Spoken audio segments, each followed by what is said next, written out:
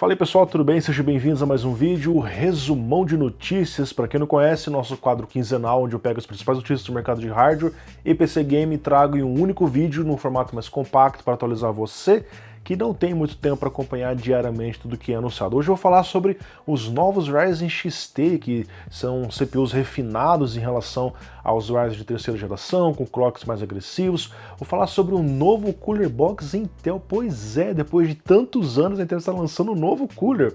Vou falar sobre um suporte de overclock em placas B460, H470 em CPUs bloqueados, coisa que não era normalmente vista em placas básicas da geração passada. Vou falar sobre as APUs Zen 2 com até 8 núcleos, agora nós temos vários testes vazados, especificações vazadas. Vou falar também sobre RDNA 2, a próxima arquitetura de GPUs da AMD, que chegará aos PCs, segundo a própria AMD, antes dos consoles nesse ano. Entre outras coisas, se você ficou interessado, vem comigo até o final em mais um resumão. E o famoso overclocker Der Bauer tem um canal no YouTube, muito conhecido aí pelas suas façanhas, e também é muito corajoso, porque ele fez um delete do Core i9 10900K de 10 núcleos e 20 threads. É um CPU que aqui no Brasil pelo menos custa uns R$ 4.500. Delete é um processo onde é removida aquela chapa superior do CPU para que você tenha acesso ao die propriamente dito, que são os núcleos, é o processador em si ali dentro. Normalmente com a ideia de trocar a interface térmica por uma pasta melhor, por exemplo, aquelas de metal líquido que são muito boas, também tem ali os seus riscos. E no momento da abertura ele fez uma comparação com os dies de CPUs anteriores, o i7 8700K e o i9 9900K, ou seja, os melhores CPUs das últimas 3 gerações. E considerando que esses CPUs trazem basicamente a mesma arquitetura Skylake, a grosso modo o que a Intel fez foi alongar o die para que ela pudesse colocar mais núcleos. O 8700K tem 6 núcleos, 9900K aumentou, tem 8 núcleos, e o 10900K o die aumentou mais uma vez, agora ele tem 10 núcleos. E com um die cada vez maior, mas o CPU em si com o mesmo tamanho, é esperado um aumento na temperatura, tal como foi visto no 9900K, que é um CPU muito quente, especialmente um overclock, para você poder fazer isso tem que colocar um cooler muito robusto. E na 10ª geração, como o die iria aumentar mais uma vez, a Intel teve que tomar alguma medida para tentar minimizar isso. O que ela fez ali foi reduzir a espessura, a altura do die, para patamares mais próximos do 8700K, ou seja, ele tem uma espessura menor que o 9900K, ao mesmo tempo que o IHS, que é a chapa, aumentou a sua espessura. Isso proporciona uma troca de calor um pouco mais rápida, ao mesmo tempo que proporciona uma força melhor no processador para aguentar coolers mais pesados, já que a chapa é um pouco mais grossa. E mais uma vez, então, está usando solda nos seus processadores, que lógico é removível, conforme a gente viu aí, mas o cara teve muita coragem, porque ele, além de tirar a solda, ele teve que raspar ela em cima do die. Qualquer movimento sem muita experiência, você pode danificar permanentemente o seu processador. E segundo esse overclocker, quando ele aplicou uma pasta de metal líquido, a temperatura reduziu em até 7 graus no novo 10900K. Segundo o que eu apurei aqui, apenas os CPUs K têm o die menos espesso. E levando em consideração essa questão da solda e da temperatura, muitas pessoas esperam que a Intel troque o Cooler Box, que já é usado aí, sei lá, 10 anos. Eu lembro que na primeira geração ele era um pouquinho melhor, tinha uma base de cobre, depois ficou um bom tempo só no alumínio, voltou a aparecer com cobre, depois saiu de novo. Então, mudanças sutis, mas a lógica do cooler continua a mesma por muito tempo. Mas agora, alguns revisores compraram CPUs na China e no Vietnã, em específico o novo Core i7 10700, e perceberam que o Cooler Box da 10ª geração mudou. Olha lá. Ele ainda se parece em sua estrutura com o antigo cooler, né? Ele tem as mesmas presilhas, mas agora ele é preto com a logo branca. Bom, tudo bem, não é só um detalhe visual. Agora ele tem também um cabo revestido em malha para tampar aqueles fiozinhos amarelos ali que apareciam no seu gabinete quando você usava esse cooler. Mas principalmente a performance, segundo o Tom's Hard, com informações da Intel, melhorou. O antigo Cooler Box tinha um TDP especificado de até 65 watts. Esse novo cooler agora suporta 80 watts. Ele tem uma base, um núcleo de cobre, com uma pasta térmica pré-aplicada, e as aletas aparentam ser um pouco maiores e espalham de forma circular. Apenas os CPUs i9 10900, i9 10900F, i7 10700 e i7 10700F receberão essa novidade. Então, os i5 e os i3 continuarão recebendo aqueles coolers tradicionais. E apesar desse CPU serem de 65 watts e o cooler agora suportar 80 watts, é importante ressaltar para vocês que esse TDP é referente ao clock base. Quando você roda os CPUs, eles normalmente trabalham no clock boost, eles extrapolam facilmente o TDP padrão, então é preciso que a gente veja testes práticos para ver se esse cooler vai dar conta de um robusto Core i9 de 10 núcleos. Honestamente, eu acredito que não, vai ficar muito quente, mas a gente espera ver isso em breve aqui no canal, tudo bem?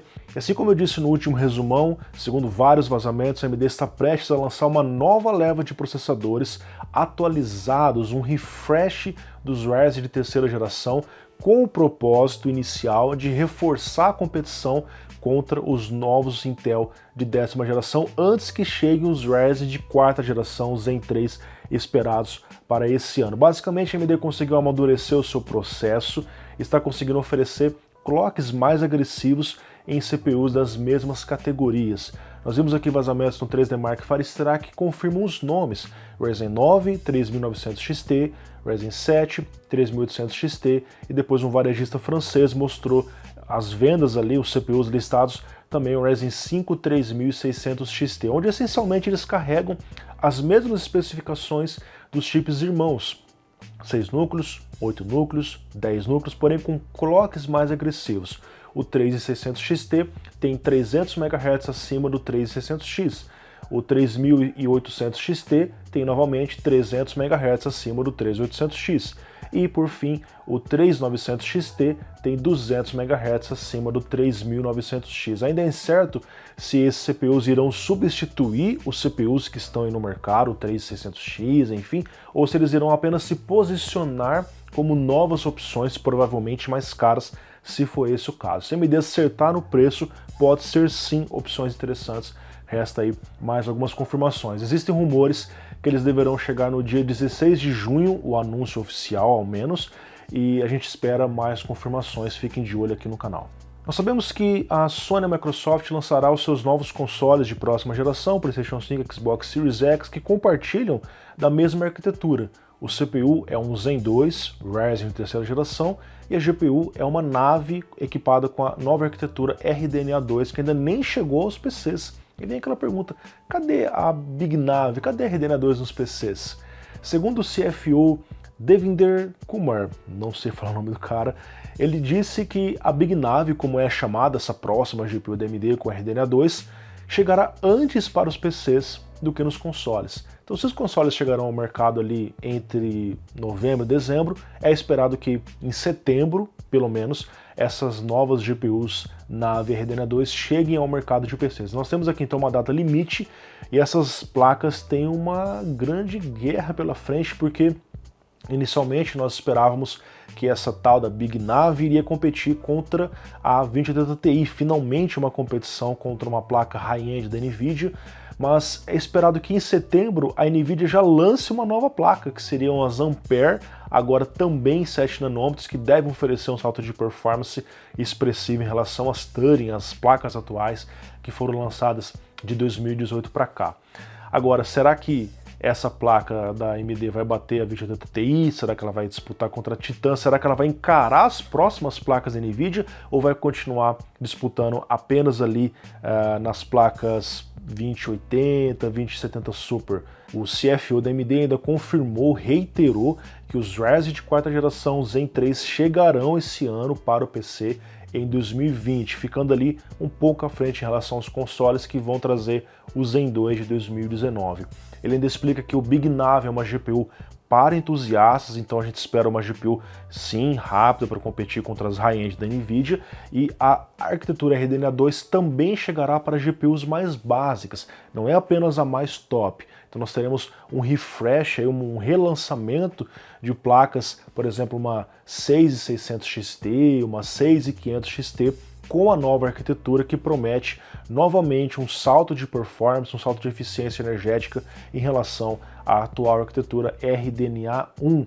E mesmo as APUs trarão chips gráficos RDNA2, as NAV, interessante. Até agora nós temos ali apenas as GPUs integradas Vega, já bem antiga GCN. Diante disso, é esperado então que a gente tenha alguma novidade em setembro. Eu fico aguardando mais informações, se inscreva no canal para não perder nada.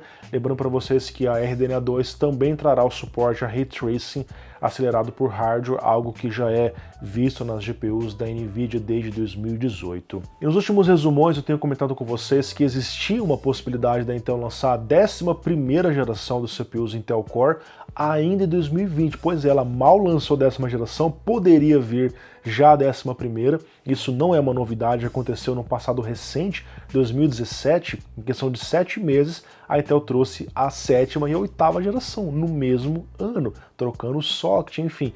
Não seria o caso aqui, o socket deveria continuar o mesmo, LGA 1200, mas por que existe essa possibilidade? Rumores dizem que a Intel poderia sim trazer nesse ano, a 11ª geração, e que os CPUs de 10ª geração seriam apenas temporários para aguardar o verdadeiro lançamento. Observe que as placas Z490 suportam recursos como PCI Express 4.0, mas os CPUs Intel de 10ª geração não, ou seja, ela está preparada para alguma coisa. Qual é essa coisa? Os próximos CPUs chamado Rocket Lake, que além de trazer o suporte PCI Express 4.0, trazem um novo design de núcleo. Trazem também o DMI 3.0 X8, trazem também outros recursos internos. É basicamente um novo design, uma nova arquitetura em relação a Skylake. Então nós temos a Skylake desde 2015 sendo relançado, esse sim seria um verdadeiro novo lançamento. Traria também os gráficos integrados Xe, aquele que a Intel está trabalhando já faz um bom tempo, mas ainda estaria nos 14 nanômetros. A Intel está com grandes dificuldades para sair dele. Com informações do fórum ROG e do VideoCard Z, uma videoconferência privada mostrou que nesse ano a Intel não lançará novos CPUs. Pelo menos um alívio para quem acabou de comprar a 10ª geração e já iria vir uma nova geração, né? Eles mostram também que nenhum CPU da linha Extreme X299 seria lançado, então ficaria apenas para 2021 em diante.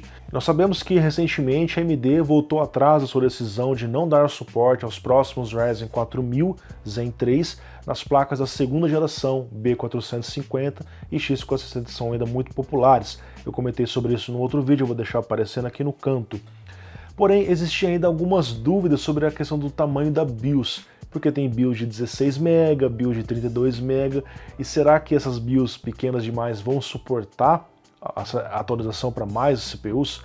Segundo a MSI, sim, ao menos para suas placas. Em uma apresentação, eles confirmaram que as placas da 2ª geração, como uma B450, mesmo que tenham BIOS de 16 MB apenas, receberão sim o suporte para os próximos Ryzen Zen 3, através ali de uma modificação interna, onde eles provavelmente vão remover algumas gerações de CPUs mais antigas para dar o suporte para a 4ª geração.